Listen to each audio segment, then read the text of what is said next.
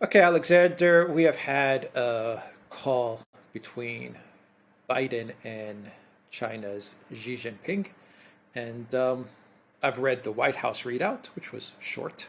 Didn't really talk much about Taiwan, to be honest. They talked about green energy sustainability. I don't understand what the hell's wrong with this administration. Anyway, the Chinese readout. Well, that was interesting. Tell us about what was said. Maybe you want to touch upon the White House readout, but I think it is the Chinese readout which is grabbing all of the attention and all the headlines. Absolutely. I mean, I'm getting this. I mean, there's nothing to say about the US readout. It's just the usual cliches that they always churn out. It doesn't really give us anything like the flavour of this conversation. As you said, green things, all that kind of thing. The Chinese readout is coruscating, and first of all, it begins by saying that it was Biden who sought the call, which is, you don't have to say that in a readout. When you do, it's already it says that it's the other side that's, begging in effect for the conversation. But then it starts with that, and then it gets harsher and harsher, because first of all, it says that it was a candid and full communication. So you come from a diplomatic family. Your father was an ambassador. You know very well, as I know, that when you see in a readout that there's been a full and frank exchange of views, and the Chinese readout essentially says that really says that, there was no quarter given, that it was essentially a row. Now, the Chinese readout is all about two things. It doesn't mention green things or any of that stuff. First of all, it has Xi essentially accusing Biden of wrecking the Chinese-US relationship. It says that you are wrecking our relationship. You are treating China as a rival. You are misconstruing what we're doing. Well, you can, to some extent, I think, excuse that side of the administration. But then he goes on to say that the US is acting unilaterally all the time. It's disrupting supply chains. He's making it pretty clear that it's US sanctions policy that he blames for a lot of the present economic crisis that we see. And I think most people would agree with that. But then he really gets to the meat of it, which is Taiwan. Now, I know lots of people have very, very strong views about Taiwan. But here, Xi Jinping is talking as the leader of China and as the leader of the Chinese Communist Party. And he's telling Biden, I don't trust you. You're not telling me the truth. You're telling me all the time about how you stick with the one China policy, but in practice you are not. You are playing with fire over Taiwan. China has strong red lines. It will allow no space for any Taiwan independence movement to emerge. It will oppose vigorously any external forces which support that independence movement. We know who the external forces are. It is the US. And don't think we are bluffing. That's what the Chinese readout is saying. And when he talks about playing with fire, well, I mean, we can all see that he's talking about a military response. Now, the words Nancy Pelosi don't get mentioned. But everybody who reads this readout knows that that's what Xi Jinping is talking about. And I'm sure over the conversation itself, the Chinese will have Xi Jinping will have relentlessly pressed this issue of Nancy Pelosi. And I've been reading commentaries in the Chinese media, and the Chinese media say, all this nonsense about Nancy Pelosi, this being an independent mission, it's got nothing to do with the administration. Don't take us for fools. The Congress of the United States is a part of the US government. Nancy Pelosi is number 3 in the US hierarchy. She's part of the same political party as the president is. If you want us to think that she's going on her own, well, as I said, we're not that stupid. We know otherwise. So the Chinese are furious. Xi Jinping is furious, but the big take to take from this is that his trust and confidence in Biden the person, has completely collapsed. He's saying to Biden in this conversation, "You're lying to me all the time. I don't trust a word that you're saying. You say you want good relations with China. Everything you do points in the other direction. You say that you want, you're sticking with the one China policy. Everything that you're doing points again in the opposite direction. I'm not fooled by all the things that you're telling me about Nancy Pelosi doing this independently from me. You are playing with fire. And if there's going to be a conflict over Taiwan, a military conflict, the person who's going to be responsible for it is you yourself." God, I mean, we've been reporting on this for, I think, about like a year now, that this escalation was coming. I remember we did a show when the U.S., when Blinken actually placed sanctions on Chinese individuals, and we said, this is a bad sign. Here we go again. Here we go again. Just like we saw with Ukraine and Russia, here we go with China and Taiwan. But so Nancy Pelosi, she's heading to Taiwan, it seems. She's actually inviting other Congress members to go along with her. I mean, she's sending invites now. Yes. And I just think to myself, why is the U.S. doing this? What in God's name is the United States of America going to gain by sending Nancy Pelosi to Taiwan? Yes. Why?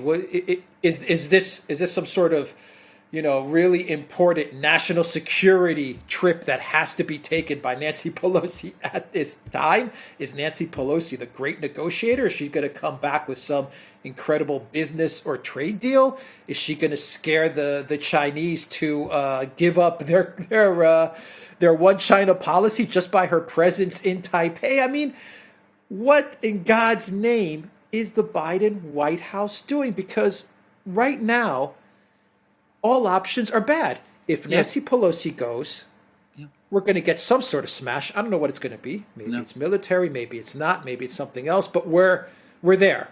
That's it. We're going to head towards a smash if Nancy Pelosi goes. If she doesn't go, then you've heard the statements from Mitch McConnell and these types.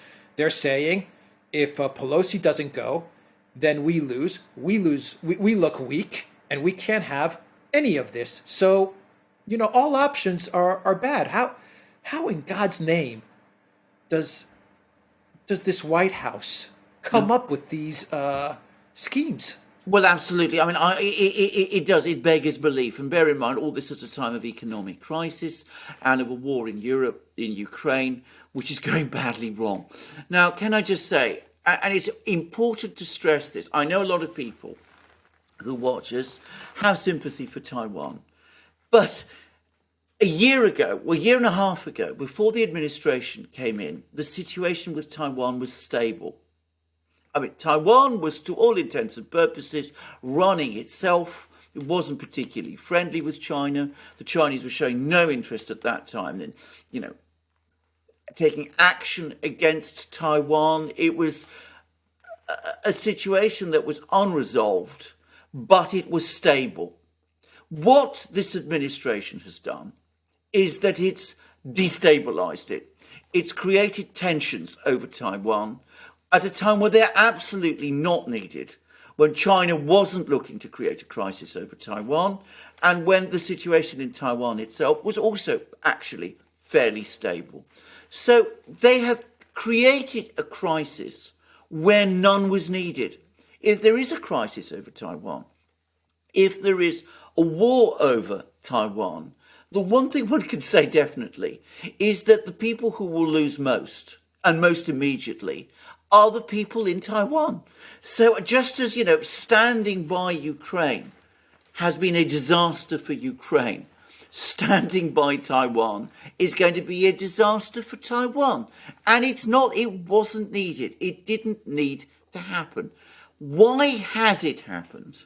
Because within the administration, there is a group of people, call them neocons, I call them neocons, who have no reverse gear, who see China as a long-term rival to the United States, which it is, and who, instead of working to build up the United States itself, to reorganize its industries, to sort out its many problems, but, solvable problems, to put the United States in a stronger position where it can compete with China, what they want to do instead, because that's the only way that they can think, is that they're looking instead for some kind of confrontation with China. They think they can either win that confrontation, which is a reckless idea, or they think that the Chinese will pull back and let themselves be humiliated, and perhaps that will lead to the destabilization of the government of China, which is a reckless idea as well. So they are using Taiwan to create a crisis. And it's a crisis which is emphatically not in the interests of the United States. It's like watching the sequel to an already bad movie. We've already been here before with Ukraine and Zelensky and the Minsk Accords, and just say that you're going to be neutral. And I mean, we've been through this before. And here we go again. Here we go again. Absolutely. Here we go again. You look for you get yourself into a fight which you're going to lose. I mean, maybe not immediately. I don't know what the Chinese are going to do. But I can say this, if Pelosi goes to Taiwan, and let's assume she goes to Taiwan, makes the usual reckless statements that we expect her to make. She went to Tiananmen Square. People will forget this. She was there during the protests on Tiananmen Square. She went there. So, she's already got form as far as the Chinese are concerned. But she goes to Taiwan. She talks in the same way in Taiwan. Let's say the Chinese do not respond militarily this time. What they're going to say to themselves is that the United States is now definitely heading towards making Taiwan independent. So you're going to get a massive, concerted Chinese military build-up, so that within a few months, a year, short time, there will be a Chinese invasion of Taiwan. Is that what people want? I mean, you can goad the other side only so far. They did that with Russia and Ukraine. They're doing this with China and Taiwan. You can't just go on crossing other people's red lines and not expect them to respond. Sooner or later, they will. All right. Any final thoughts on this, or did we cover everything? Garland Nixon once said to me quite recently that this is an incredibly dangerous administration, and he's absolutely right. At this moment in time, courting war with another nuclear superpower, when you're fighting a war by proxy with a second nuclear superpower and losing, is, to say it straightforwardly, a disastrously bad idea. And the thing that really concerns me most about this is the fact that instead of people in the United States, the political class in the United States, understanding that and calling for restraint in this situation, you have people like Mitch McConnell, who are in a kind of weird kind of way trying to capitalize on it by taking an even more aggressive line than the administration itself is taking. Now, I understand Mitch McConnell doesn't like China very much. I understand many people in the Republican Party don't like China very much.